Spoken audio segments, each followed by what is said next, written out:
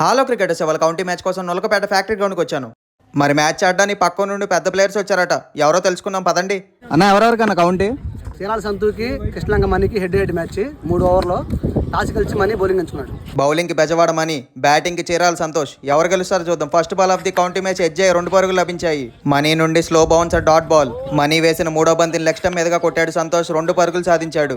మన విజయవాడ పున్నమిగాడితో కంపేర్ చేస్తే ఇక్కడ బౌండరీలు చాలా పెద్దగా ఉన్నాయి. పైగా బ్యాక్ సైడ్ కూడా ఉంది కాబట్టి ఎక్కువ రన్లు స్కోర్ చేసే అవకాశం అయితే ఉంది. మరొకసారి మనీ వేసిన బంతి ఎడ్జే కీపర్ ని దాటి 2 పరుగులు లభించాయి. మనీ నుండి మరొక డాట్ బాల్ బౌన్సర్ తో. ఈసారి బౌన్సర్ తో కాదు, బ్లాక్ తో డాట్ వేసాడు మనీ. మరొకసారి సంతోష్ బ్యాట్ నుండి ఎడ్జే బంతి వెనక్కి 2 పరుగులు లభించాయి. మరి నాకైతే అర్థం కావట్లే, ఎంత కొట్టినా వెళ్ళట్లా బంతి. అది బౌలింగ్ వల్ల గ్రౌండ్ వల్ల తెలియట్లేదు. అలా అనుకునే లోపు సంతోష్ నుండి లెగ్ స్టంప్ మీదుగా పెద్ద 6. బ్యాట్స్మెన్ సంతోష్ కి ఇది బూస్టప్ అనే చెప్పాలి. మళ్ళీ సంతోష్ బ్యాట్ నుండి టాప్ ఎడ్జే బంతి వెనక్కి 2 పరుగులు లభించాయి. మరొకసారి మనీ వేసిన బంతిని కవర్స్ మీదుగా కొట్టాడు సంతోష్. బౌండరీ వెళ్లే అవకాశాలు, బౌండరీ వెళ్ళింది. మనీ నుండి మళ్ళీ కంబ్యాక్, దాంతో డాట్ బాల్.